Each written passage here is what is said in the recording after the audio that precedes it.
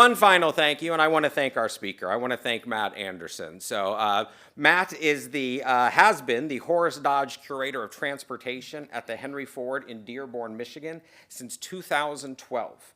In that role, Matt oversees the development, care, and interpretation of the museum's collection of nearly 300 motor vehicles, as well as the collection's horse-drawn carriages, railroad locomotives, rolling stock, and aircraft. Additionally, Matt is a past president of the National Association of Automobile Museums, and he is a member of the board of directors of the Society of Automotive Historians. His previous roles include at the B&O Railroad Museum in Baltimore, the Studebaker National Museum in South Bend, Indiana, and the Minnesota Historical Society in St. Paul, Minnesota. I was going back through my records. I worked on a Route 66 exhibition in 2014, and I couldn't find the record, but I guarantee you we borrowed a Model T engine from the Henry Ford, and we probably were dealing directly with you, Matt. So small museum world. But thank you so much for coming out here. And with that, ladies and gentlemen, one more big round of applause for Matt Anderson.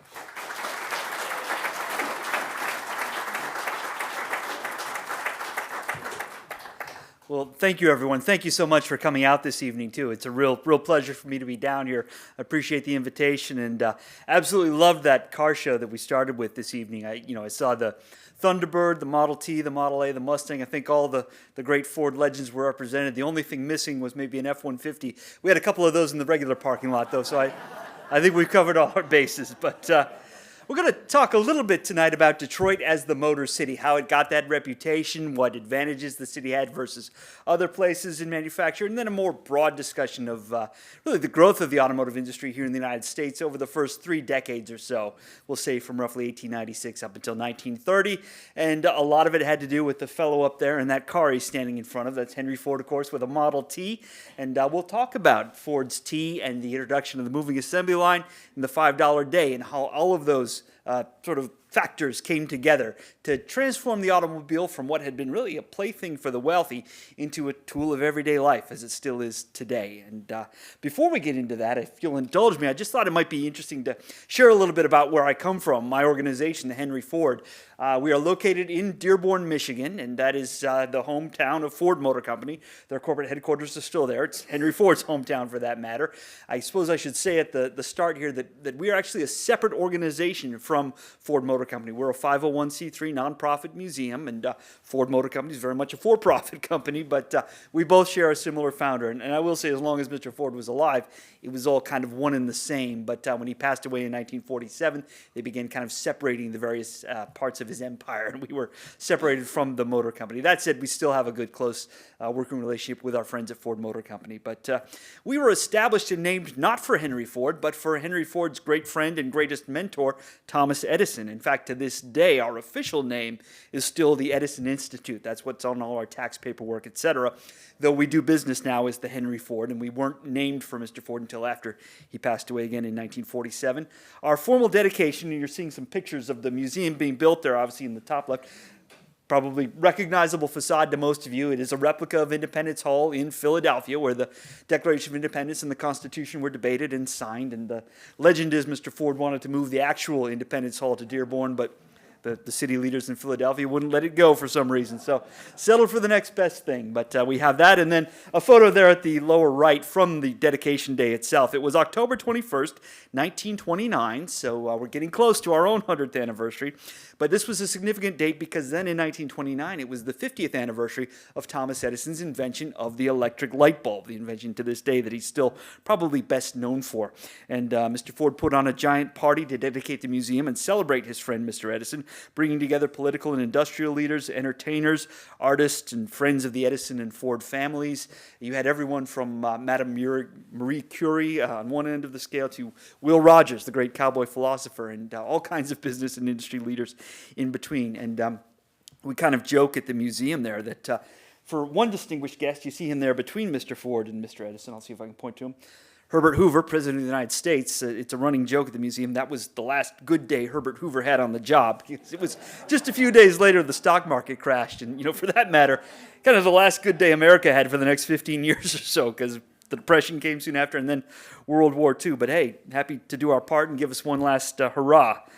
And as I mentioned, we are in Dearborn, just 10 miles west of Detroit, conveniently located about 15 minutes from the Detroit airport. So if you ever feel like flying up to visit us, please do so. It's a quick drive from the airport. We're about halfway between downtown Detroit proper and the airport.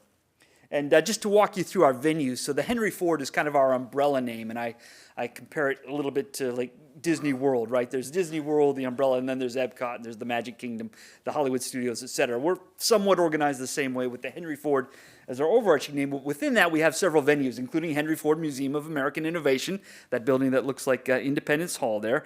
And this museum showcases technical and social ideas and innovations that have changed our lives over the past, really, 200 and almost 50 years now for United States history. Signature artifacts in the museum include the 1948 General Motors bus you see there, which happens to be the actual bus on which Rosa Parks refused to give up her seat in 1955, launching the civil rights movement. So undoubtedly one of the most precious and significant artifacts we have. I should note, when we acquired it some years ago, it had been used for years as a kind of a tool shed in someone's backyard, so it was in pretty rough shape. We had to restore and replace the interior, but in a way, I'm kind of happy that was the case, because now we can't allow visitors to go in there. They can sit down in the bus, or literally surrounded by its history, and listen to an audio program and hear Miss Parks in her own voice tell the story. So it's a very moving experience. But in addition to this, some of the other artifacts we're known for, we have the 1961 Lincoln Continental presidential limousine, and this is the actual car in which President Kennedy used throughout his term, and also happens to be the car in which he was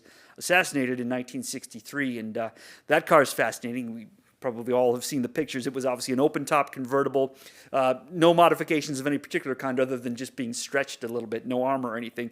All of that obviously changed after the assassination, and you would think after that the car would have been scrapped or locked away in a warehouse somewhere, but no, the White House needed a new car quickly, and they didn't have time to go back to the drawing board, so they simply rebuilt that car with titanium armor, plating, and air filtration systems, bulletproof glass, permanent roof this time, and astonishingly, the car remained in service through 1977, so into the Carter administration. But in those days, the White House didn't have the budget to buy the cars, so they would get leased from Lincoln. Lincoln charged them a nominal $500 a year or something. Obviously, it was great publicity for Lincoln. So at a certain point, the car just got too old, too dated. The lease ran out. It went back to Lincoln. Being a part of Ford Motor Company, they would give them to us. So we actually have 4 presidential limousines going back to Franklin Roosevelt and Truman, Eisenhower, Kennedy, and the most recent car we have was built for Nixon in '72 and used up through the first George Bush. So a pretty nice collection of vehicles covering a lot of the 20th century.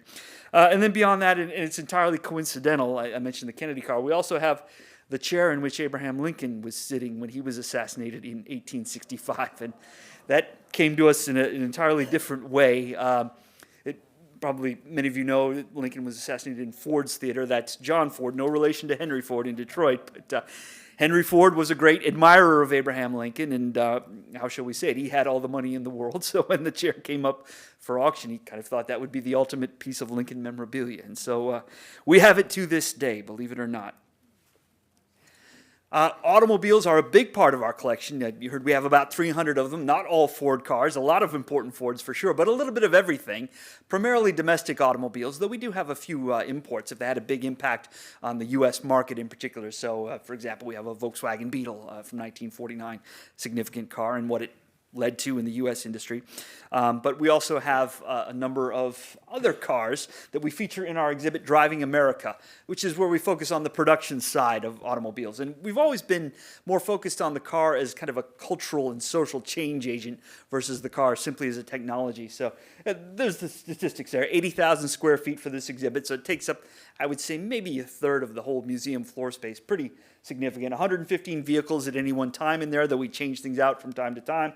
The earliest car we have is from 1865, so a car before we knew what a car was. And the most recent we have is 2016. In fact, we just acquired a 2017 car, so I'm going to have to update that slide. About 60 cases in there with smaller artifacts associated with automobiles, 18 interactive touchscreens, 16 themed zones. So we have a section devoted to design, a section devoted to style, a section devoted to road trips, etc. and then an overview timeline. We get a lot of school groups, a lot of tour groups on buses. They come in, they don't have a whole lot of time in the museum, so they can go through that timeline and get the greatest hits, if you will, of the museum collection and get the main ideas of the exhibit. That's just the production side. The racing side, the competition side, is covered in our other exhibit, Driven to Win, Racing in America, which is a little smaller, about 24,000 square feet, 26 vehicles in there, though soon to be 27. We're working on a loan right now. Earliest is from 1901, and that's the 1901 car in that photo there. That is Henry Ford at the wheel, or rather a mannequin of Henry Ford. But for those of you who don't know the story, Ford Motor Company was his third attempt at founding an automobile company. His first two companies failed. In between company 2 and 3, he kind of caught the racing bug as a way to promote himself in the papers, and he entered a 10-mile race against Alexander Winton. At this point, Ford was unknown, barely known even in Detroit, and Winton was a successful racing driver with his own car company, for that matter. So you had a kind of a classic David and Goliath setup, and true to the original, little David here, Mr. Ford won that 10-mile race, and that kind of set him off onto his path, ultimately leading to Ford Motor Company. But that is the car he drove that day, the sweepstakes, and doesn't look like much, but that car was capable of 72 miles an hour in 1901, which is absolutely terrifying. And it is, for the record, it is the one and only race that Henry Ford ever won as a driver. He said, no more of this after he won that, hired other people to do it for him. But we also have 225 smaller artifacts in there, about 50, well, really a few more than 50 personalities that we profile. So not just drivers, but team owners, promoters, pit crew members, designers working behind the scenes, folks who are involved in racing at every level, 24 interactives, and a multi-sensory theater. And I would say the one other car in there that's maybe one of our best known and favorites, we have the 1967 Ford Mark IV, which won the 24 Hour of Le Mans. And if any of you have seen the Ford versus Ferrari movie, yeah, that's the 66 race, but this is the next year they went back. The car they won in 66 was a couple of New Zealanders who won, and it was a car that was largely built in the UK. The one from 67 was built in Dearborn. It was two American drivers, A.J. Foyt, right here in Texas, and Dan Gurney, who took the prize. So an all-American victory, which we like to make a big deal about. So one of our absolute favorites. We have also our open-air outdoor museum, Greenfield Village. And this includes 83 different... you've been? All right. That's right. Greenfield Village includes 83 historic structures, 4 living history farms, and several rides, including what else rides in an authentic Model T, and then also a coal-fired steam railroad, about a 2-mile loop that runs around the perimeter of the village. And we also have artists on site there, too, who create pottery, tin, and glass as visitors watch inside the various shops. Highlight buildings include up there on the top left, that is Thomas Edison's Menlo Park Laboratory. Henry Ford had that moved from New Jersey to Dearborn, and what better way to reenact the light bulb than have Edison go in the actual building and reenact it.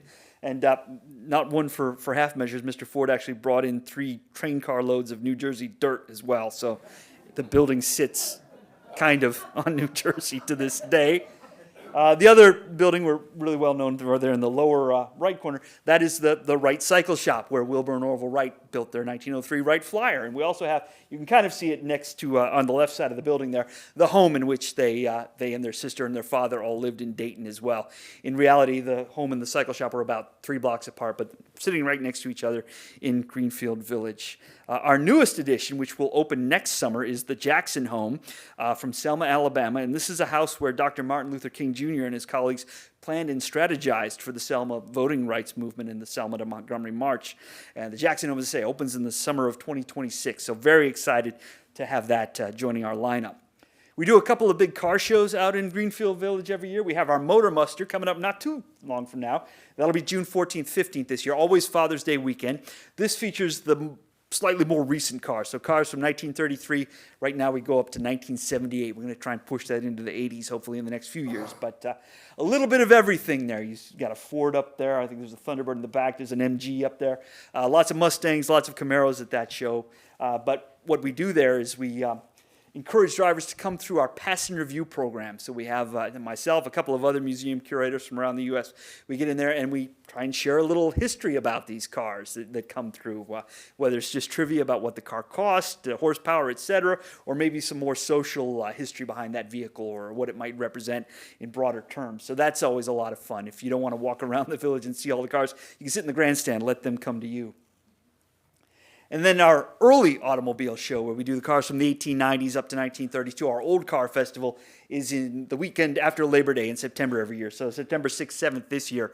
And we always have a theme at each show. This year at Motor Muster, our theme is Thunderbird, celebrating the 70th anniversary of the Thunderbird model. So that's going to be cool. Something really different for Old Car this year. Our theme is 19th century motoring. So we might call it really Old Car Festival this year. But we're hoping to have as many as 5 or 6 different pre-1900 cars there. So that's going to be a lot of fun. But the same deal. An Old Car, we also encourage the owners to drive their cars through Greenfield Village. So you're going to see a lot of cars parked there, certainly, but you're going to see them moving or hear them moving. And that's a lot of fun with the early electric cars, the early steam cars as well. So, I mean, if you only get a chance to come up there once, I recommend coming up for Old Car Festival. It's a great experience for any gearhead. We also have a giant screen experience on theme where we show movies in 4K resolutions, a mix of kind of first run, think superhero type movies, and then educational films. And then we also, in partnership with Ford Motor Company, offer the Ford Rouge Factory Tour, where you can go just a couple of miles away from the museum is to the Rouge complex and watch as F-150 pickup trucks are built on a modern day assembly line. So that's always well worth a visit, too. We have our Benson Ford Research Center on site, where we have one of the world's largest collections of automotive industry reference materials. We have Ford Motor Company's corporate records from 1903 right on up into the mid-1950s, and then other materials that cover a wider segments of America's social and industrial history. And then finally, our campus is also home to the Henry Ford Academy, which is a public charter high school. We have more than 500 students who attend the academy, and it really kind of continues the educational spirit in which Henry Ford launched the Edison Institute nearly 100 years ago. We had a school there for many years into the late 1960s. It went away for 25, 30 years, and now is brought back, and we are excited. It's a delight. As a curator, I get to work with these students a couple of times a year, give them tours, and they get to do projects based on things in the museum and village, so it's a phenomenal program. But thank you, though, for your indulgence. I just want to give you a little background of the institution. We'll get into the meat of the program now, though, and talk a little bit about America's automotive industry. And we'll start with one of my favorite quotes. This is from the 1965 book, The American Automobile, written by John Ray. The automobile is European by birth, American by adoption. And the car is one of those complex inventions. You can't really point to any one person, place, or point in time when it was invented. But most historians would agree you would go back to 1885 and Carl Benz and his patent Motorwagen, which was the first powered vehicle designed around the internal combustion engine. So the first thing we could kind of point to as being a car as we understand them today. So the car was born in Germany, certainly developed in Europe, but Americans adopted it like no other country, transforming, as we said, from an expensive toy into an everyday tool, thanks to our innovative manufacturing techniques that produced these cars by the thousands, while also lowering prices and stimulating sales. That was, of course, a replica of the Benz Motorwagen there. Manufacturing in the U.S. started in the very early 1890s. Pioneers in this country included the Indiana builders, Elwood Haynes and the Edgar and Elmer Apperson brothers. We see their logo there on the left, proudly claiming America's first car. And also the Massachusetts brothers, Charles and Frank Duryea, who are on the right, who finished their first experimental automobile a year earlier. And the Duryeas also gained publicity for winning America's first major auto race, which was a 54-mile round-trip contest between Chicago and Evanston, Illinois. Sounds like a great idea if you want to run a race in Chicago. My advice is don't do it when they did it. They did it on Thanksgiving Day, late November 1895. So lots of snow, lots of difficulty. And I want to say that of the 9 or 10 cars that entered, only 2 of them managed to finish all the way through. But the Duryea took the prize, so we can be proud of that. But the next year after that race in 95, the Duryea sold 13 cars, more or less identical cars, and we typically point to that as the official launch of the American automotive industry. We're not talking mass production with 13 cars, but series production of one particular style or model. Another of those early experimenters, certainly Henry Ford. He was born in 1863, in fact, July 30th, 1863, really just a couple of weeks after the Battle of Gettysburg, raised on a farm in Dearborn, Michigan, and left school at age 16 to pursue hands-on training. One thing he understood from very early in his life, the farm life was not for him. He always admired farmers and did a great deal to produce tractors and try and improve the sort of life and lot of the farmer, but he just realized it wasn't for him. He wanted something different, so left, set on his own to go to Detroit, became an engineer at the Edison Illuminating Company in 1891, and he built his first experimental internal combustion engine in 1893, what we call to this day the kitchen sink engine, because he literally tested it on the kitchen sink in the home with his wife Clara. And Clara, we have to give her credit. She was always there anytime Henry had one of these crazy harebrained schemes, and when he powered up that engine, she was the one dribbling fuel into the carburetor to get it going. And we should point out that they were doing this on Christmas Eve of 1893 with their newborn baby Edsel sleeping in the next room. So that woman had the patience of a saint, but worked out well for her, I guess, in the end. But Henry built his first automobile, which we see actually in both of these images, the quadricycle, in 1896, testing it in June of 1896.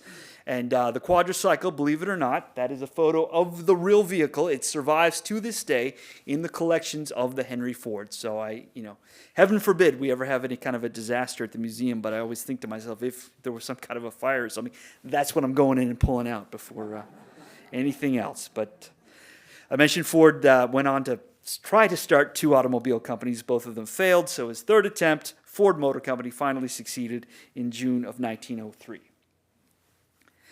So the question now is maybe why Detroit? And automobile manufacture had been taking place throughout the United States in the early 20th century, and quite a heavy concentration, in fact, in Chicago and even in St. Louis, Indianapolis, Cleveland, both other big centers as well.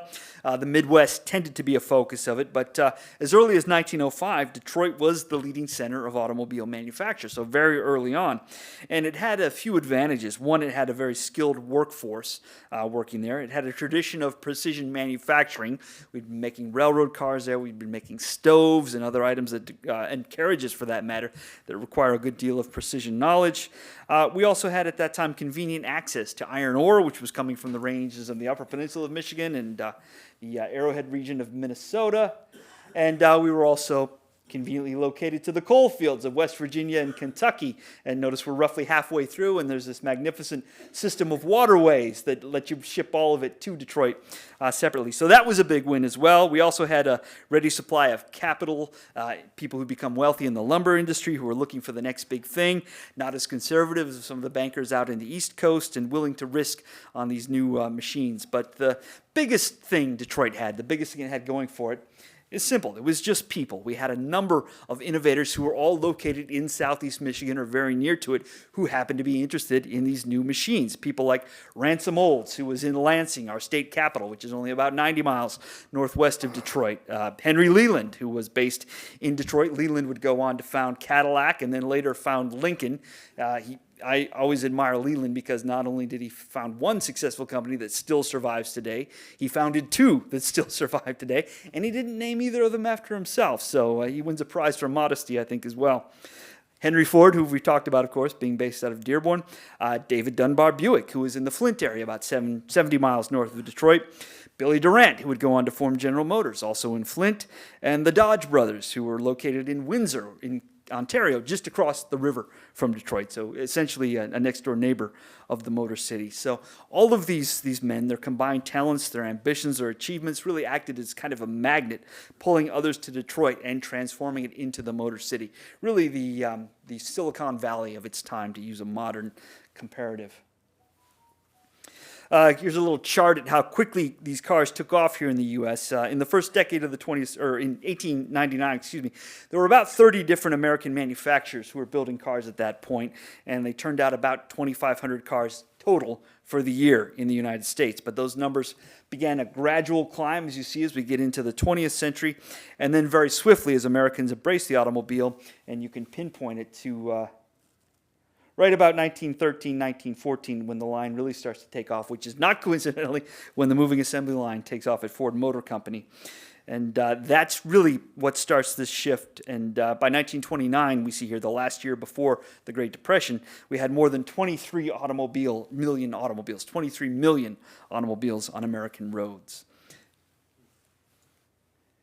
And 2 cars for comparative purposes. I like to say that in the first decade of the 20th century, you had a choice of 2 kinds of vehicles. You could get a good car, like the Packard we see there on the left, or you could get a cheap car, like the Holzman Runabout that you see on the right. But you couldn't get a good cheap car, right? A well-built car like the 22-horsepower Packard would cost you about $3,000. And this is a car from 1904. Most people are making about $500 a year. So $3,000 would be a stretch on an automobile. Or you could get the sort of bare bones Holzman runabout there, which cost you $675, still more than a year's wages. But this is a car that has a 5 horsepower engine, and it doesn't have a shaft drive. It doesn't have a chain drive. This car has a rope drive. There's a manila rope that runs from the crankshaft back to the rear wheels. So, again, if you're a farmer somewhat mechanically inclined, this is the kind of thing you could have kept running pretty easily, but I don't think it would have kept itself running for very long. So clearly there was a hole in the market, or a spot, a room in the marketplace for someone who could build a good, cheap car. And Henry Ford told the trade journal, The Automobile, that the greatest need today is a light, low-priced car with an up-to-date engine of ample horsepower and built of the very best material. This is what we would call today kind of a mission statement, or a vision statement, maybe to be more accurate. So starting in 1907, Ford had a hand-picked team of engineers work in secret in a special room in the Paquette Avenue plant in downtown Detroit, where Ford was based at the time, and they designed a car to match Henry's vision. It would feature a 4-cylinder, 20-horsepower engine with a one-piece block and a removable cylinder head. Vanadium steel, an alloy of steel, was used to keep the car's weight to a modest 1,200 pounds. It had 3-point suspensions, both front and rear, which allowed the car to deal with the frankly terrible roads of the time. And it also had a 2-speed planetary transmission, which seems a little strange to us today, but at the time was much easier to operate than the sliding gear units that were available contemporaneously.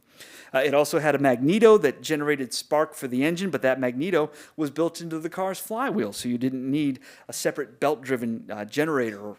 And it also had fairly low sale prices. It was finally turned out as well. The car was dubbed Model T, went on sale for the first time in October 1908, and the 4-passenger touring car, like we see here, would have cost you about $850. And this is a question I get quite often: why Model T? What is it about that letter? And Ford, for all of their credit, and Ford's not the only company like this, model names didn't become a thing really until after World War II, and Ford began with their first car in 1903 as Model A, and you probably won't be surprised to learn that Model B followed not too long after.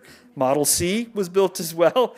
He skipped a few letters, but there was a Model K, there was a Model N, and then a Model T. So he was basically just working his way through the alphabet, and a lot of those letters kind of ended up in the scrap pile, if you will. But T is where he landed when he built his most famous car, so T it would be. And it was more or less an immediate success. There were more than 10,000 built in the first year, and 5 years later, production had soared to nearly 182,000 in a year.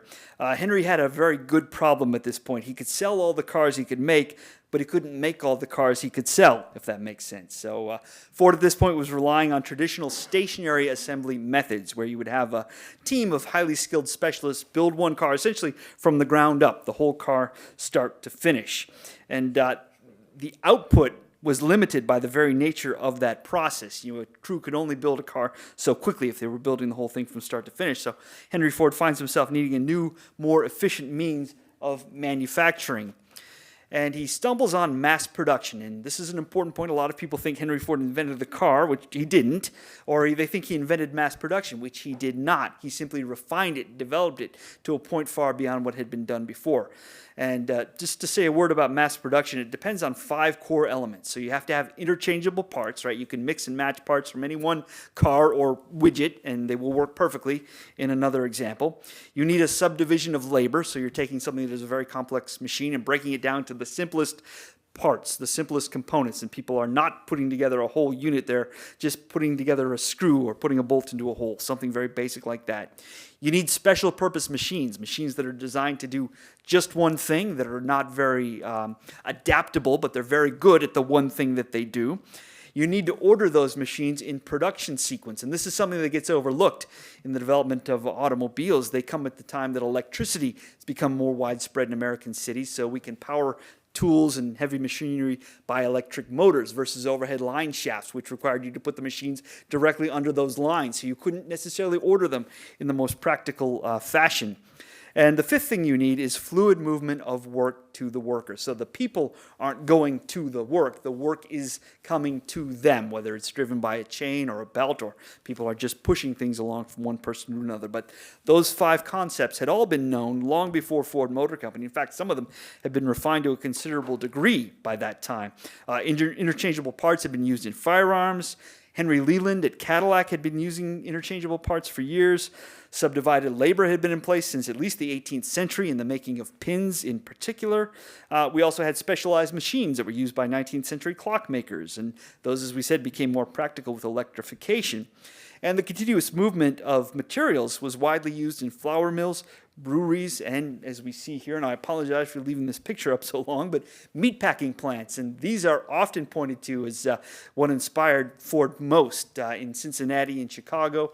And I guess we would call these gingerly disassembly plants versus assembly plants, but you'd put the animal in, it would be hooked up to a chain as it went through the plant. People would be removing various parts, and eventually it comes out as canned meat at the other end of the line. The less we think about that, the better. But this was a primary inspiration, this fluid movement of the parts. So Ford and his production engineers began an experiment in April 1913 with a simple line for building those flywheel magnetos I'd mentioned earlier. Flywheels were placed on a pair of waist-high rails, like you see in the photo here.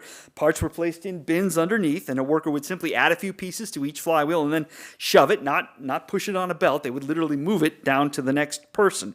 And they found by doing this that the gains in productivity were immediate.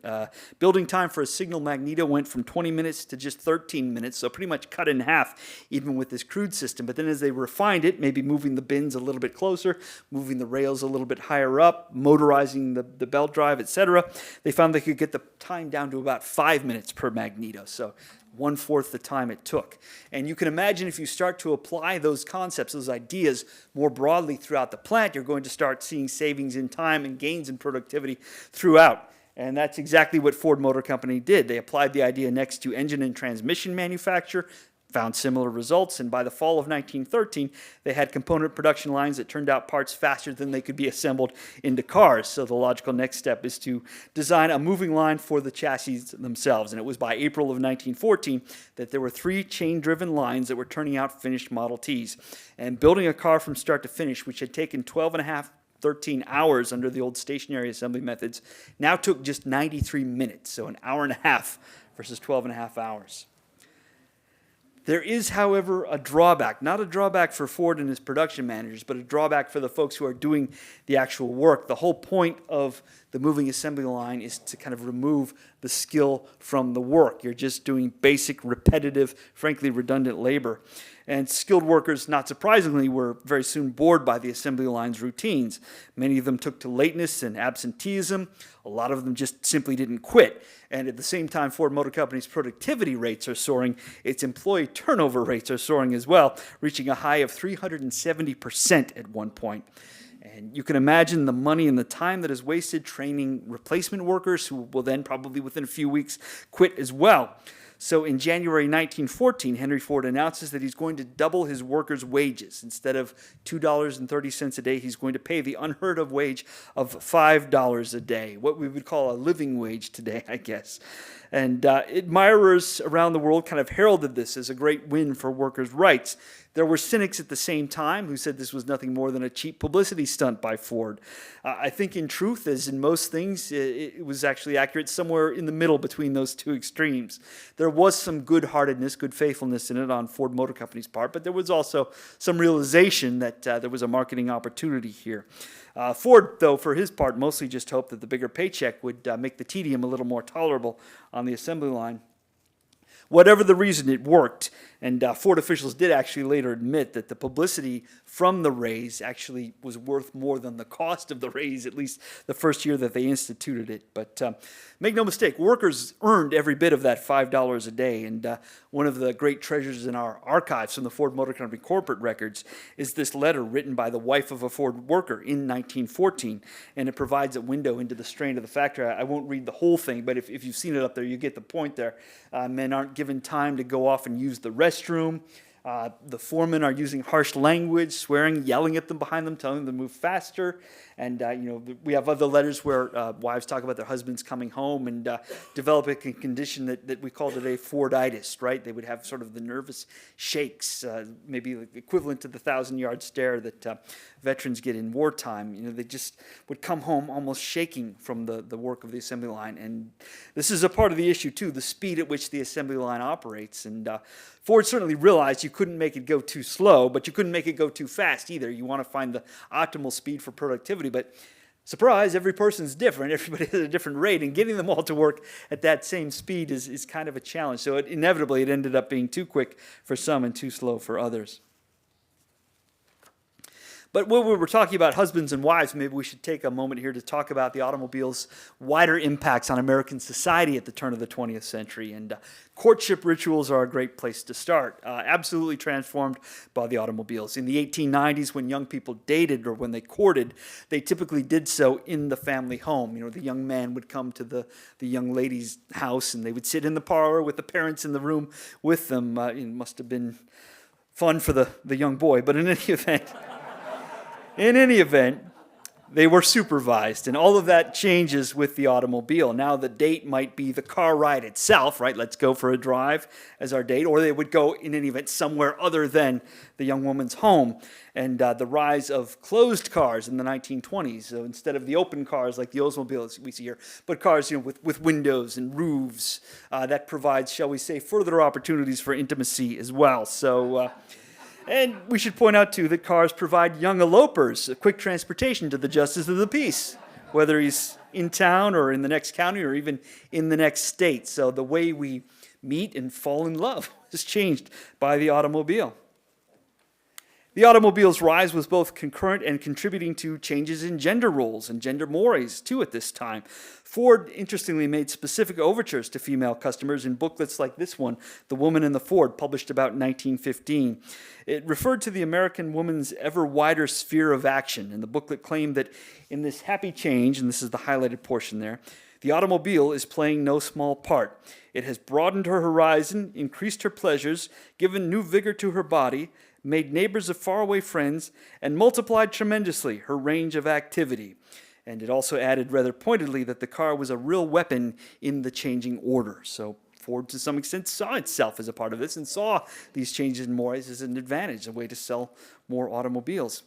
And that ties in nicely with another big movement that's happening in the United States in the 19-teens, the push for women's suffrage, right? And this is a battle where the car was deployed particularly effectively. The car became a platform, and I mean that figuratively, but also literally, a platform to spread messages in support of women's voting rights. So you could organize a group of women, they could move from town to town, and they would set up banners, bunting ribbons on the car, and basically have a rolling parade float that they could move through to help spread their message. And in a way, it kind of had the same effect that the automobile had on traveling salespeople, right? They could cover much more territory, much more ground by automobile than moving by streetcar, by railroad, or interurban car.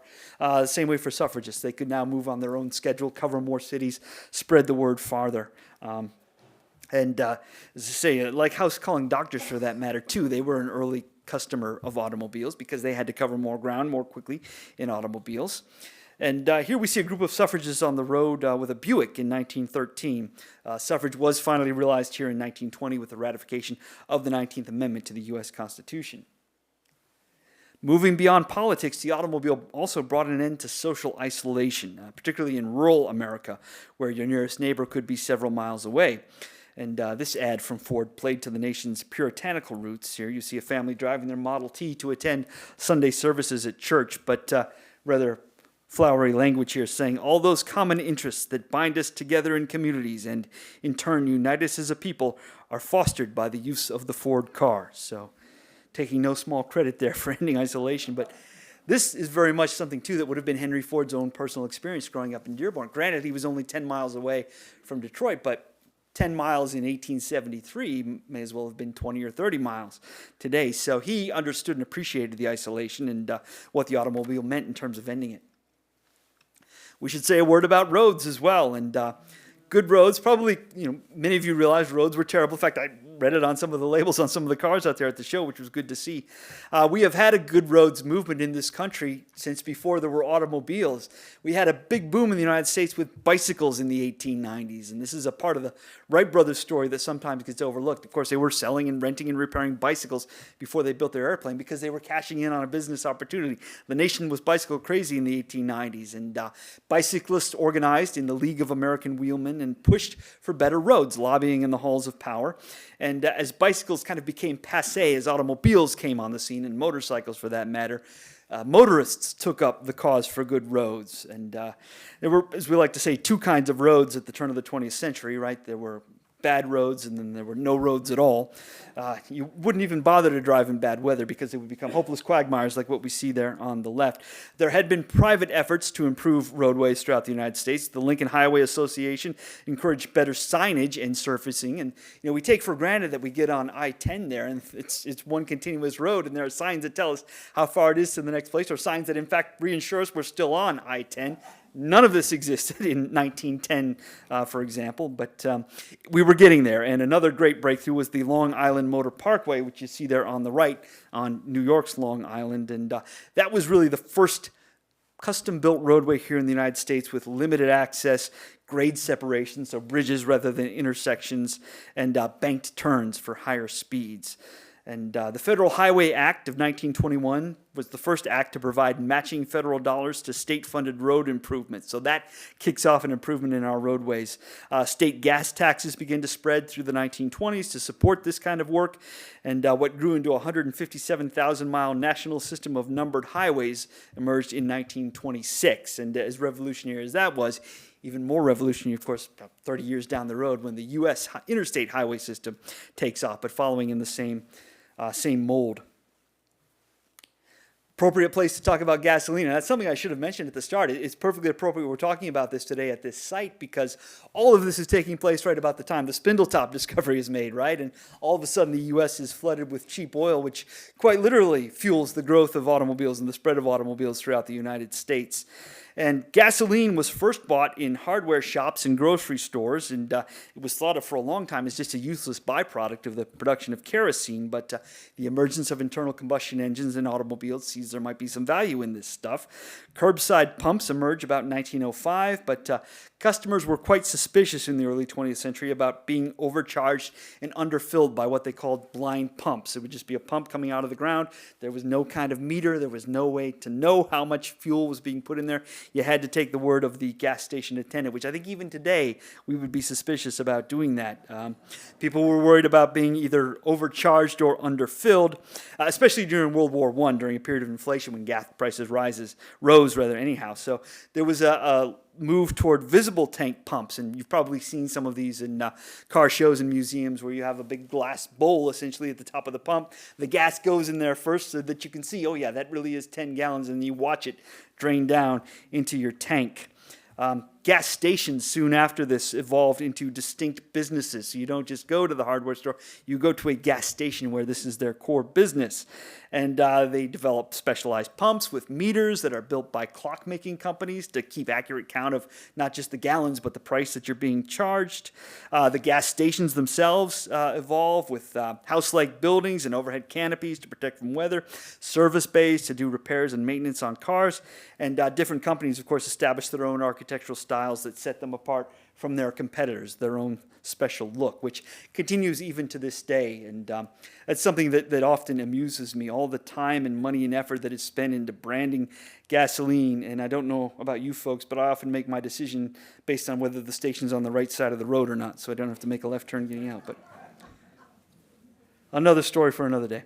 Restaurants, another part of the innovation of the automobile in the United States. Restaurants catering specifically to motorists or to hurried customers who are now moving at a motor age speed emerge again by the 1920s. The pioneer here is White Castle. We're looking at a White Castle in Kansas in 1921.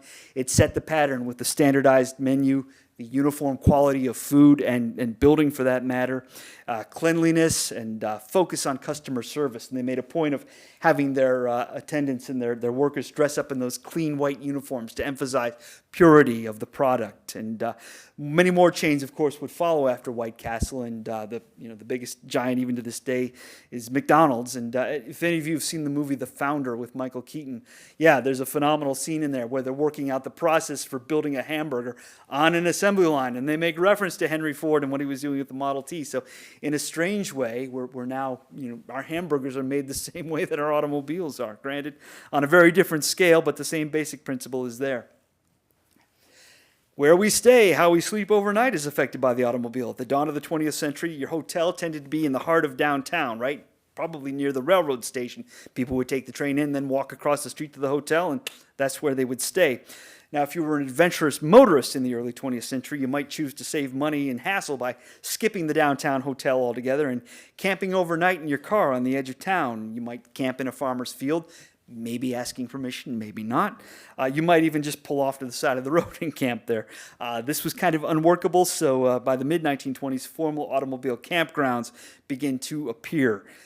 Those were followed by tourist cabins where you had your own little cabin that you could go into and spend the night. Those spread very quickly, and there are still some places around the United States where you can see tourist cabins in operation today, but they unfortunately did offer greater privacy and comfort, but they developed a reputation for illegalities and immoralities. We'll leave it at that, right? Sort of, I think the hot pillow trade is how they referred to it, but we're looking here on the left at a Cadillac, which is pulling a trailer somewhere in New York State in 1919. And then on the right, we have a family in their Chevrolet visiting a tourist cabin, one of those that we talked about in Maine in 1929. And a couple of things I should point out about our museum in Driving America. You go there, you'll see some cars.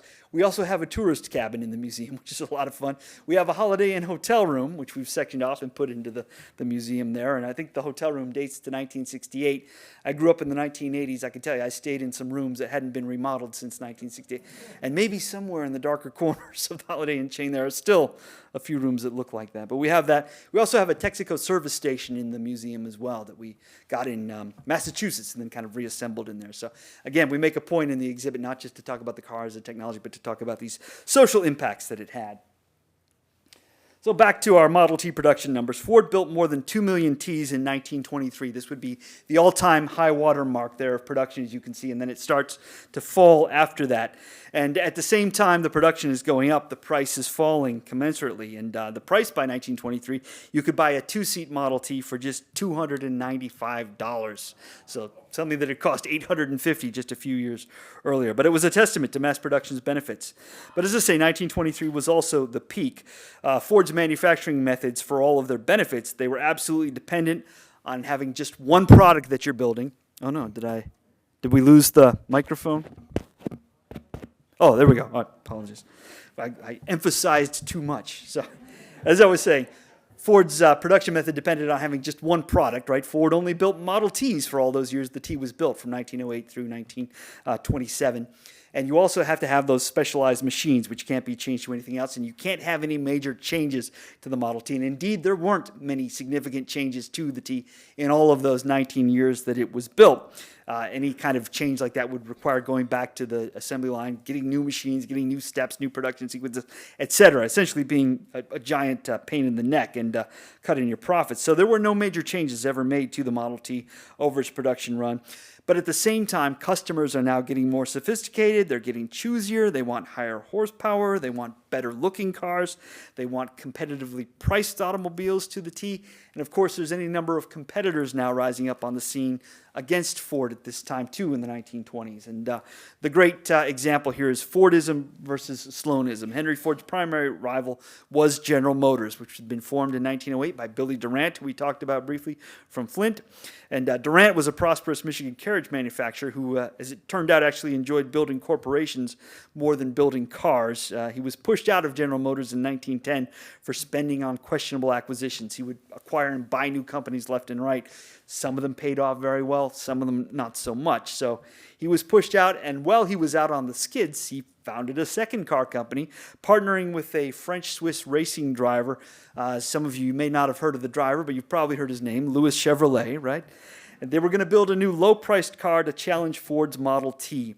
And the Chevrolet, in fact, proved so successful that Durant was able to then repurchase General Motors and put himself back in the driver's seat, if you'll pardon the expression. But then he fell into the same bad habits, acquiring things left and right. His management lost faith in his board of directors, I should say, lost faith. And Durant was pushed out for good in 1920. And just a word about Louis Chevrolet. He was a racing driver. He had visions of building a sports car, a high-performance car, a big, fast car. Billy Durant was looking to build something to compete with the Model T. You can see how their visions didn't quite match, so Durant walked away.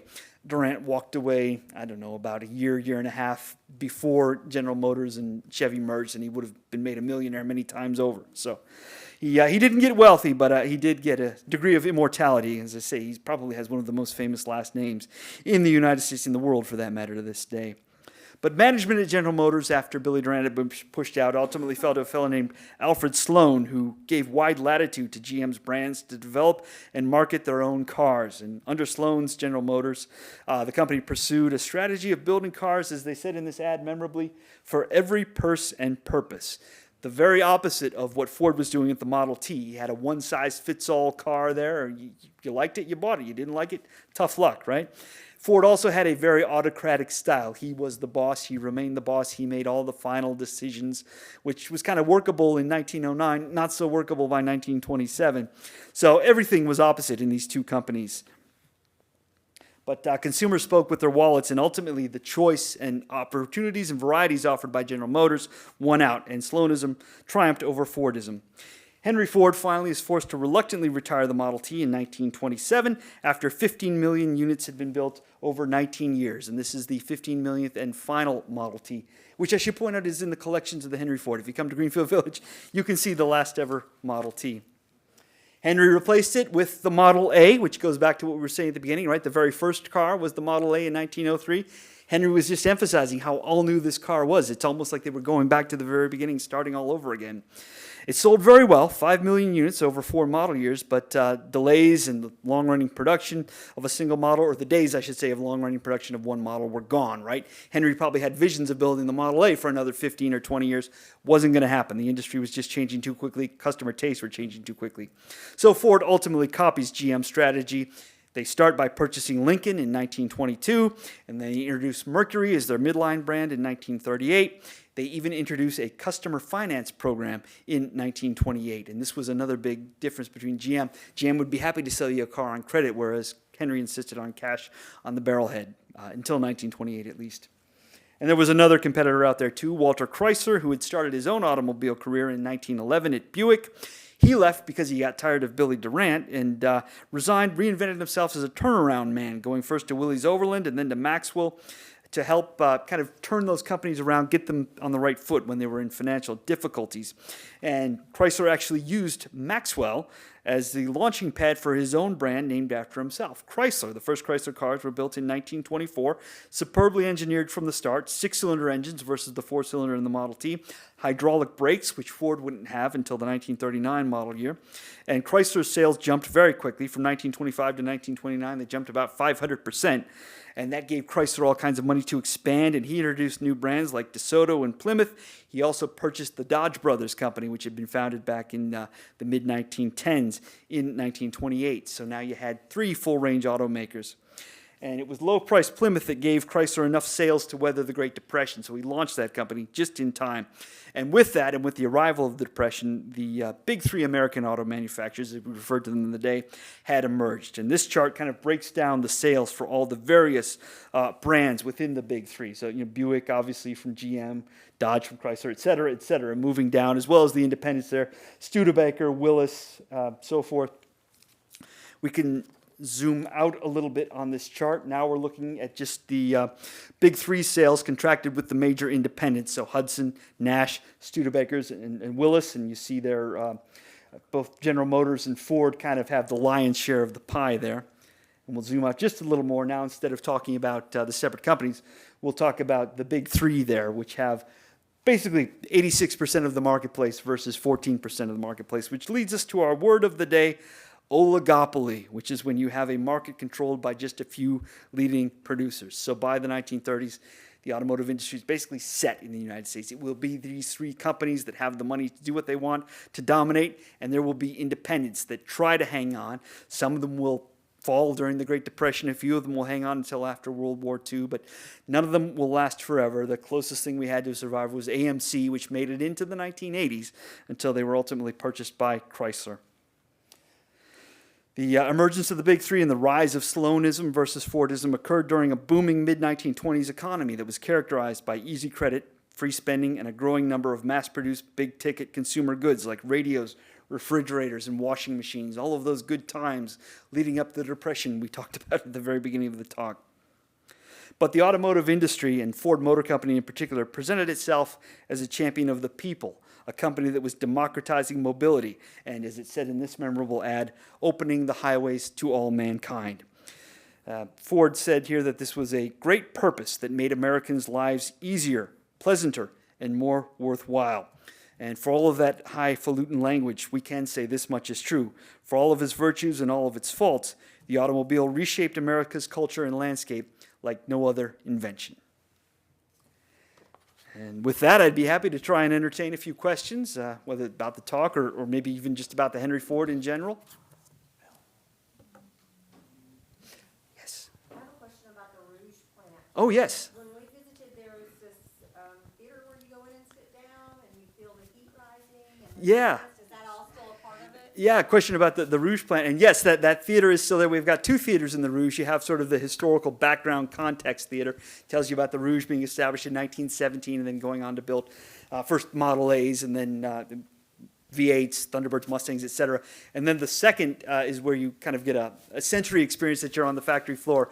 And we did update that a few years ago. So there's an F-150 with screen projection surfaces on it that shine. So as you're watching there are a couple of robot arms that flail around and paint the thing, put on the doors and all of that. But it's a lot of fun. But after you go through that, then you do get to go out onto the floor on the catwalk and see the actual production. So it's a special experience. There aren't too many factory tours like that anymore in the United States. They were a very big thing in the mid 20th century.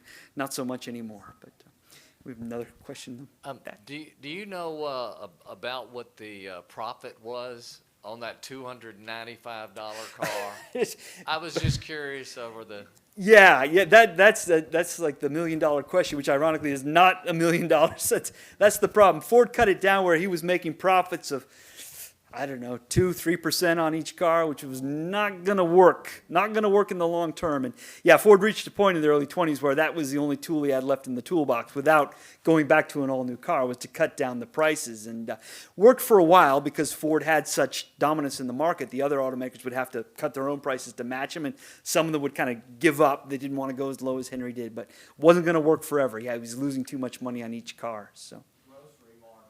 Yeah, well said, well said. Mm-hmm. President Roosevelt preferred a Ford, didn't he? Yes, President Roosevelt drove a Model A. Yep, at Hyde Park. We've got pictures of it. I think he had special hand controls for him that he could drive. Absolutely. Yeah. Yeah, one in the back there. My parents are both from Detroit, and we lived outside Detroit twice. And I've been to Greenfield Village and the Henry Ford Museum several times. Really liked them. And what about how Detroit has a lot of the industry there was components that went into cars, parts and paints and things like that. Yeah. No, that's a And great point. That's why I ended up leaving in 1980 was that the automotive industry was down, and as my grandmother put it, the mainspring was broken. Yeah, that's a nice metaphor. Henry would have appreciated that. He was into watches and clocks, and no, it's you make a great point, and that's we could do another talk on the Rouge in particular, which was kind of the fulfillment of Henry's dream. He was a control freak. There's no other way to put it, and he had, and this is going to sound kind of funny to us here in the early 2020s. He had a fear of supply chain disruptions. He wanted to be able to control everything. And he did at one point come very close to that. I mean, he owned the forests where they cut down the trees for the wood of the bodies. He owned mines in some places where they're digging up coal. He owned the railroad that was shipping the coal up to the Rouge. And then all parts of the Model A were going to be built right there at the Rouge, and either finished cars would come out or parts to some of the regional assembly plants. And that proved increasingly unworkable throughout the 20th century. So automakers began to kind of contract out those parts, right, and divest themselves of building everything in one part. And that built up, as you said, a lot of industry in Detroit, a lot of suppliers. We forget that. It's not just the automakers, Stellantis now and Ford and GM. It's all those companies supplying clips that go into windows, et cetera, and just the smallest possible parts. And all of that industry, unfortunately, was very heavily hit in the 1970s, and we won't get too far off track here, but we had a couple of bad things happen. We had some new government regulations, and not that government regulations are bad necessarily, but improved safety standards came on the scene, improved fuel economy, improved air emission standards as well with the adoption of catalytic converters. So all of a sudden the big muscle cars and the big kind of land yachts that the American manufacturers were producing were no good. Then we had the oil crisis hit as well, where gas suddenly triples in price almost overnight. That's no good either.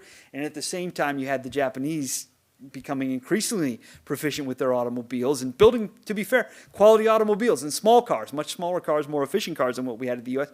In other words, exactly the right car at the right time for the 1970s. So it took a long time, I think, for Americans to learn that lesson, or American manufacturers, I should say, about quality and about the need to produce more cars and a larger variety of cars. That's another issue in the U.S. We talked about Fordism and Sloanism, but we do have a habit in this country of going toward a sort of a one-size-fits-all. And I hate to say it, but we're kind of getting in that direction again. Like, for example, I'm a sedan guy. I like to drive cars.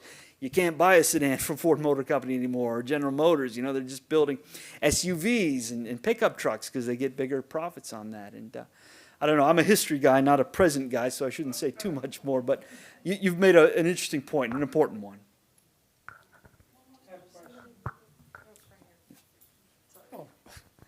Yes, I got to visit the Ford and the Rouge Greenfield about 3 or 4 years ago.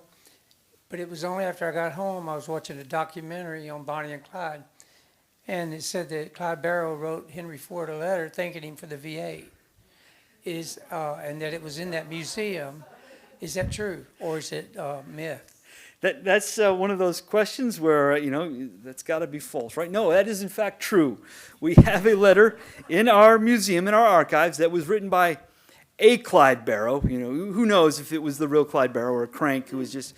But yeah, he more or less says, you made a terrific car here with the V8, Mr. Ford. And I think he literally wrote, I drive one whenever I can get away with it, which was probably a good choice of words for Clyde Barrow. But we've got that. We also have a letter on a similar theme. It was written by John Dillinger, or a John Dillinger. So those are two of the more interesting letters in our collection. As the production of the Model T declined, would you speak a little bit about the role of Edsel Ford in trying to convince his father to move on to something else? That's an excellent question, and that could, and in fact, is the subject of a separate presentation we could do someday. But yeah, the relationship between Henry and Edsel was strained. We'll put it that way, to the best, maybe the best way to put it. But Henry and Claire only had the one son, Edsel, born in 1893, and kind of grew up with Ford Motor Company, worked there as a young boy, loved cars just like his father, and it was always Henry's intention that Edsel would one day take over the company. And I have to say, Edsel and Henry were completely opposite personalities. Henry was very driven and, as we mentioned, autocratic. He wanted full control out of everything. He was not, shall we say, the most cultured fellow. He kind of grew up in Dearborn, stayed in Dearborn, wasn't interested in art and music, those kinds of things. Edsel loved all of those things. He was a gentleman. No one has ever said anything bad about Edsel Ford at Ford Motor Company that I've ever seen. They always spoke very, very highly of him. And there are several just sad stories, frankly, about Edsel when he was made president of Ford Motor Company in 1919, trying to implement a change, and then, the bosses don't like the change, so they go to Henry, and Henry says, no, do it this way instead. Basically overstepping Edsel's authority, even though Henry, quote-unquote, retired in 1919. He really never did leave control of the company. And yes, Edsel was pushing for many years for the retirement of the Model T. And one of Edsel's friends, Ernest Kanzler, wrote a letter to Henry Ford, in fact, a memo of several pages that again is in our archives, explaining all the reasons they've got to move away from the Model T. And whereas a reasonable man would have read that and thought, there's some truth in that. Let's talk a little bit about this. What does Henry do? Fires Ernest Kanzler. So Edsel... He did have a couple. Pardon me. He did have a couple of wins. Eventually, he did wear down Henry enough, and frankly, I think the sales numbers, wore Henry down too on that to introduce the Model A. Edsel also managed to convince Henry to introduce the Mercury as well. And Edsel really ran Lincoln when it was owned by Ford Motor Company. And it's one of the great unknown questions in the American automotive industry. What would have happened had Edsel been able to take over and run Ford Motor Company with free rein? But as some of you might know, some of you might not, Edsel unfortunately passed away from cancer in 1943. And after he died, Henry, who by that time was not in the best of health, should have stepped away. Instead, he decided he was going to come back and be president himself. So the final years of Ford Motor Company on Henry Ford are in the middle of a giant war, by the way, when we're building essential war products, are chaotic, I think, to put it the best. And have to give credit to Edsel's son, Henry Ford II, who came in and took over for Henry Ford. And he's the one who really kind of untangled the knot, if you will, and built the modern Ford Motor Company as the corporation it is today. But yeah, that's a great question, and yeah, worthy of much more time than we can give it tonight. We have one last question. This is a little more modern, but probably everybody in here has seen Ford versus Ferrari. And I can't believe, and so I'm asking you, is it true that there was so much animosity, you know, against Carroll Shelby within that Ford organization? Or is that movie? A lot of that is movie. I had somebody once referred to that as being like Shakespearean history, right? It's like where the core story is there, but then a lot of it's been dramatized. And I got a few issues with that movie just from a technical standpoint. I mean, you know, some of it was just comical, like when they're standing out there looking at the Rouge from his office plant there, and you know, I think there are streets lined with palm trees or something. Take my word for it, folks. There aren't any palm trees up in Dearborn, but the bigger issue I have is one with you know, it's told entirely from the Shelby American perspective, and I mean they did some important work on that car. I don't mean to take anything away from what they did, but there was also a lot of folks working on the Ford Motor Company side on the GT project, so they kind of get brushed aside. And then poor Leo Beebe, you know, if he was still alive today, I think he would have a good case to take him to trial for defamation of character, because he was just kind of painted as the evil corporate guy in that movie, and by all accounts he was not that. He came into the racing program, he never really knew much about motor racing when he came in to take it over, but he learned. He was out there at the track every Sunday watching what was happening, and by all accounts he was a supreme manager and, you know, would have done whatever it takes. And I think, you know, sometimes even the biggest mistakes are just a result of the simplest goof-ups, and that's what happened with that 1-2-3 finish. I think Ford just didn't quite comprehend what was going to happen if they tried to arrange that, right? The Le Mans race is not based on the time, it's based on the distance you travel. Whoever goes the farthest in those 24 hours is going to win. So by trying to shuffle those things around, Ken Miles was denied the Triple Crown, and McLaren and Amon got the prize instead. And, you know, from Ford's point of view, not to be mean, it probably didn't matter too much to them because they got the win one way or the other. They got the photo, but you do feel bad for Ken Miles, especially in light of what happened to him, you know, not too long after that. But yeah. Well, Matt, we cannot thank you enough. Oh, thank you. Thank you.